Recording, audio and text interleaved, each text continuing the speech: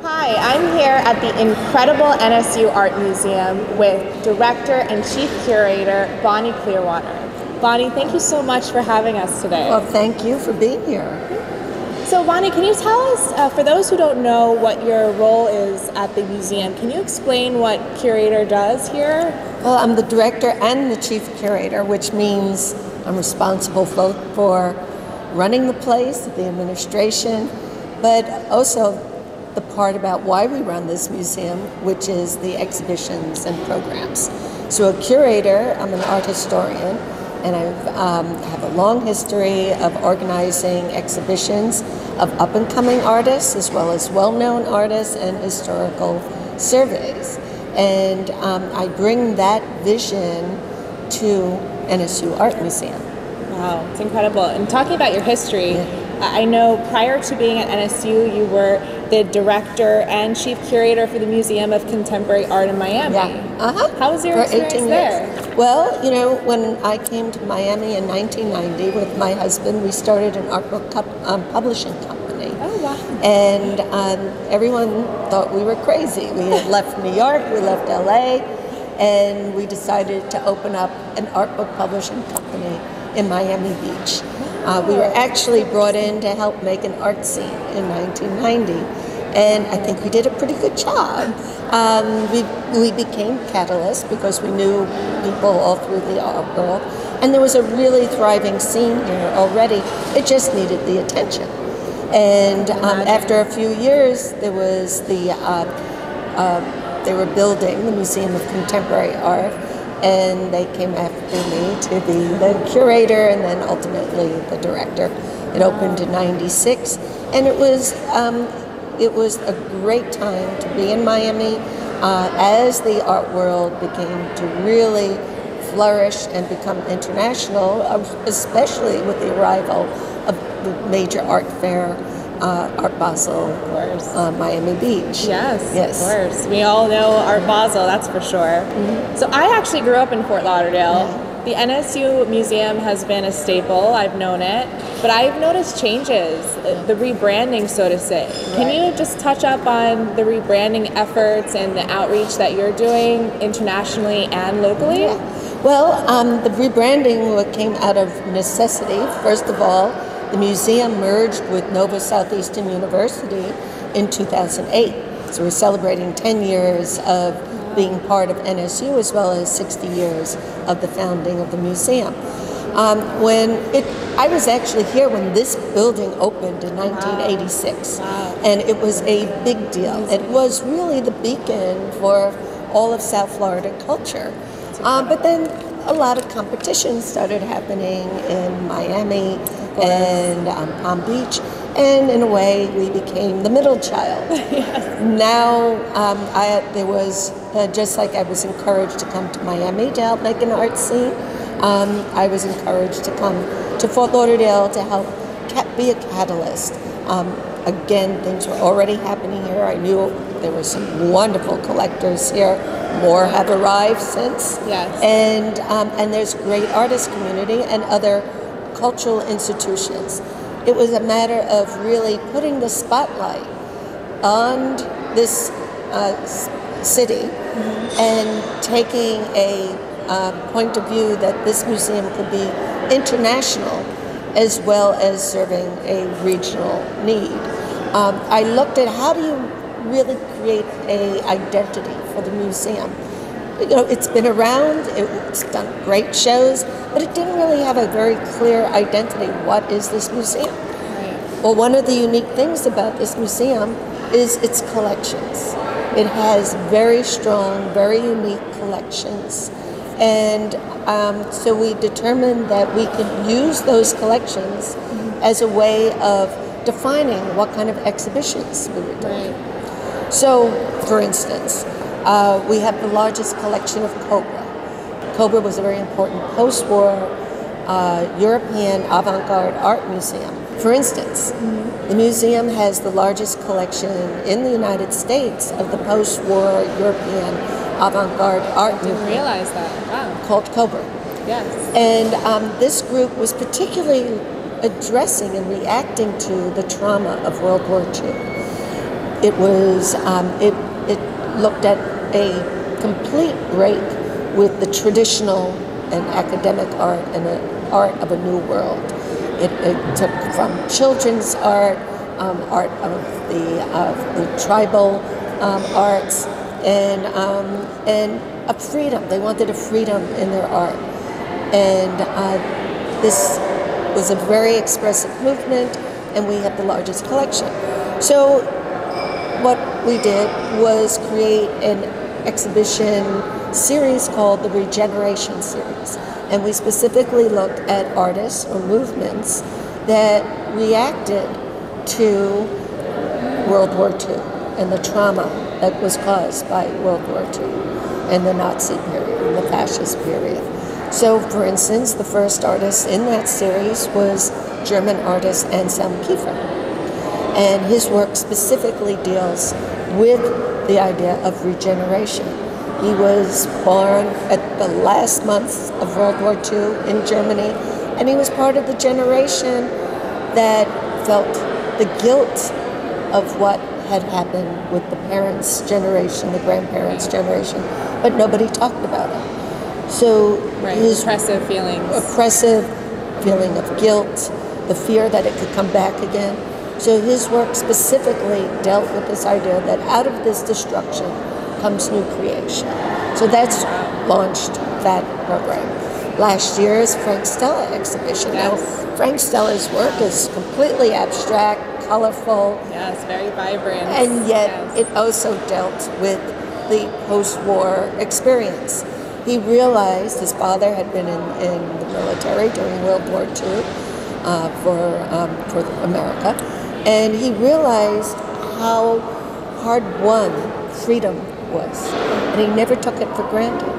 And therefore, he too appreciated the fact that in his art, he had a semblance of being free, and that this was an important thing to express, because at the same time, in the communist bloc, artists were not free. Yes. They had to paint Constraints. in the surreal, in the social realist mode. Artists were jailed for painting abstract. So we have to understand the work in the context of the time. So that was another major exhibition, one of the greatest American artists of our time, and it was his most comprehensive exhibition ever in his 83 years. 83 years. Yeah. Oh, wow. That's incredible. So you've talked about some very powerful exhibits. What, and this may be a tough question, but what was the most impactful exhibit that you've experienced here? Well, for me, all exhibitions are really a continuity of my interests, my thought, my dialogue with my colleagues, discussions with artists. So it's really hard to separate one from another. One of the first exhibitions we did here, another area that we're very strong on is the Latin American modern masters, and particularly the Mexican artists with Diego Rivera, Frida Kahlo, and Leonora Carrington. So we wanted to highlight that not only was it a strong collection, but we had some of the very key pieces by these artists. So I also had access to one of the greatest collections in Mexico of Frida Kahlo and Diego Rivera. So I decided to do an exhibition combining our collection, which was more of a survey of that period, along with the Riveras and Frida Kahlos. And it right away established the museum's reputation for having this focus and having such a strong collection that people might not have known before. The other important part of our museum program is engaging community.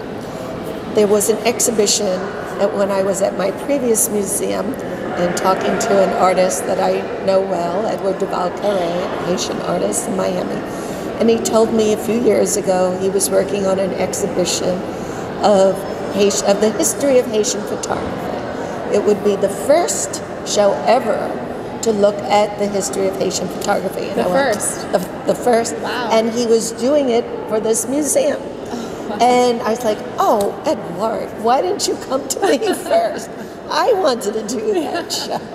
Well, as fate would have it, I got to do that show afterwards, and it was a very important exhibition to be able to document the history of Haiti through photography and what their it meant. roots are so strong. I mean, here. Yeah. So and the relationship of this museum with Edward Duval Carré is also strong because he was the first artist in residence for this museum, and his installation, which is on our ground floor, is one of our permanent works in the collection. Probably the most Instagram piece in the museum.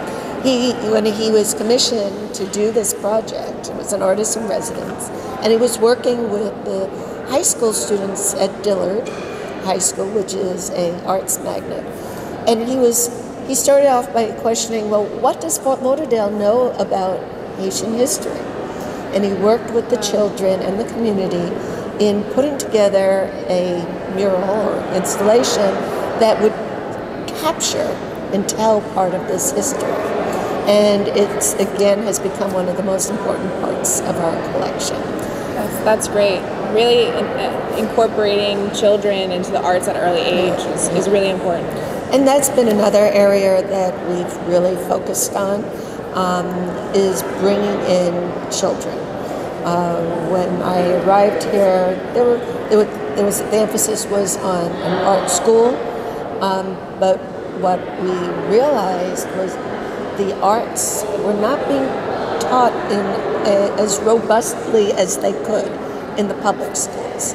And we started a program called Museum on the Move, where the museum raises the money to bring in over 4,000 middle school kids a year to have with free buses, free admission.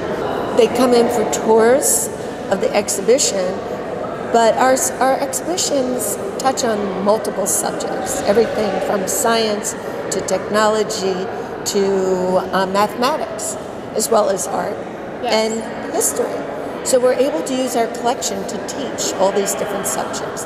And that's great. They also get to do a hands-on art project that reinforces what they learned. Oh, that's great. The other thing that we've done is artists that we've featured in our shows, we invite them to come and talk to students. Oh, wow, that's exciting. So a few years ago, we did an exhibition of a young artist from Malawi in Africa, Samson Kambalu, and he's extraordinary. He's actually now an associate professor at Oxford. Oh, wow. And he engaged with close to 500 middle school kids and talking about the economics of his tiny country, which is based on gift giving, gift exchange, rather than monetary exchange.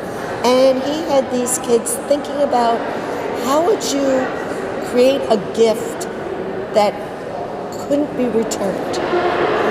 And they all had to come up with projects. They worked together on this. And one of the students made them think outside. I made us think outside. And one kid came up to me and said, "My gift is a handshake. Because once you give somebody a handshake, you can't take it back." And I thought that was really thinking outside the box, and this stimulated them. Also, these kids had never met anyone from Africa before. Wow. And so that in itself was a thrill for them to have that exchange. I can imagine. Well, that was amazing hearing about this. Where do you, Bonnie, see the arts and cultural scene in the next, say, 5 years? Because it's growing. It's growing, rapidly. yeah. As I mentioned before, the museum had become sort of the middle child with the booming art scene in Miami and the collectors and museums in Palm Beach. So now, when I left Miami, I reassured everyone I wasn't leaving Miami. Good. Yes. But in fact, I was moving the South Florida art scene northward so that it was a continuous art coast with us in the middle, bridging Miami and Palm Beach. Yes. And what started out as spin is now the reality. have gone from being the middle child to being the center of attention. That's a great way to put it. That's a great way. In fact, we are partnering with the high-speed train Brightline, which is transforming everything. I just went on it for the first time. Isn't it to exciting? Miami with my team. It's beautiful, and you can walk from here. And you can walk. That's one of the real advantages for Fort Lauderdale. Is it's such a walkable downtown with lots of destinations all clustered together, and we call it doing the district. It's the arts and entertainment district. The Performing Arts Center is in walking distance. The Museum of Art and Discovery is just down the block, and all the restaurants and the river and the Stranahan House and the historic Fort Lauderdale, it's all there. So we are now doing a promotion with Brightline called Meet Us Halfway. It's 30 minutes to Miami, 30 minutes to Palm Beach. And when you get here, you have everything that you want to access, even the river. You jump on the taxi and head all the way down to the beach, or even the convention center by the river. Meet us halfway. Meet us halfway. And so all of this has transformed Fort Lauderdale. Again, not only us, from going from the middle child, but the entire Fort Lauderdale is now the center of attention. And of course, what's happening with real estate. When this museum was built in 1986 at this end of Las Olas, there was nothing here. And it was built specifically to be a catalyst for what is essentially the dead end part of Las Olas. Look at it now. Around, the cranes, the exciting project. Every block it's amazing. is amazing. In the past 3 years alone, it's tremendous. Incredible. And last night I was with some young collectors, and they told me that they had just moved here from New York, and I asked why, and they said the weather. Of course. They were getting tired. As we approach winter season. They wanted also the freedom that they felt that they had here. They said, and now they knew that they weren't giving up the culture that they love so much in New York. Yes. It was anything they wanted was here. So Bonnie, I'm hearing, well, not hearing, we know that this Saturday there's an exciting launch of a new program called the One East Society. Yeah. And I mean, the name alone is so catchy. Oh, good. I tried it out. So I was, and you're a member of it now. Yes. That's great. I can't wait to be here on Saturday with my team. Oh, good. Well, so can you tell us a little bit more about One East Society and why you felt the need for the One East Society? Well, what we're seeing here in downtown Fort Lauderdale is a strong influx of young professionals, and they're coming from all over. So in many cases, they don't really have roots here or family. So how do you connect? How do you make friends? How do you be stimulated? How do you network? I mean, there's different groups there, that one can belong to, but the great thing about an art museum is that you can connect with people from all different walks of life, all different kinds of careers, and we want to be the place where this young generation feels is their home. It's a place, it's their center. And we love it, and the fact that it's, again, playing off our location, that unlike other cultural groups in Miami or Palm Beach, we're uniquely positioned to make it possible to connect the young professionals here with those in Miami and those in Palm Beach. Meet us halfway. Meet us right here in Fort Lauderdale, although we'll do events in Miami and Palm Beach too. And it's just to get people this idea of get out of your zip code, explore. There's so much here. And with the Brightline, it's only 30 minutes to Miami, 30 minutes to Palm Beach. Exactly. Yes. So you did mention Art Basel, of course. Yes. We all know Art Basel. What is the museum doing during that time of the celebrations? Yes. Well, I have been a part of Art Basel since the beginning. 2001, the year it was supposed to happen, but didn't because of world events, 9/11, Yeah. but it was still an exciting. The VIPs still came, the artists still did their events, the museums still did their events, and it was the year the collectors all opened up their homes and embraced the international art world. My previous museum at MoCA, we really did make it the center of that celebration. And what I found when Art Basel announced that they were coming, everyone was like, yay, Art Basel's coming. And then people would take me aside and say, what's an Art Basel? So I realized that there was a lot of educating that needed to be done. Yeah, and so I realized that we could do that through our members. Plus, it was a big draw for attracting members. So I started putting together an Art Basel package for all different levels, including at our very highest level, private or intimate tour with me of Art Basel. That's where I lost my voice. It was in 2002 with the first Art Basel tour. Never got it back. So that is really popular. We do things with what will be for the One East Society. There's all these other young fairs, and it's a great way to get an introduction to new art, and in most cases, much more affordable. Yes, they'll be surprised that, you can do it on Start your budget. collection, Yes, and so I brought that same concept up here. And it immediately caught on. One of the big advantages at one of our upper level memberships is that we provide a bus from the museum to go down to the convention center. Oh, really? And free passes to Art Basel. So you don't have to drive. That's fantastic. You don't have to park, which is the biggest issue people have. If traffic, who cares? You're with a bunch of people, you're partying back and forth. And then you bypass the ticket line. That's great. And have a free pass to go into Art Basel. That's really great. And so that's very popular. Yes. And then we have for the young groups, we also have a group called the Cobra Circle, which is a more established, we actually started right away when I arrived 5 years ago, and it's for the next generation of leaders. So these are people who have already shown that they're engaged with community, that they believe in the arts, they want to make it happen, and they want to learn for themselves. So we've got private collections.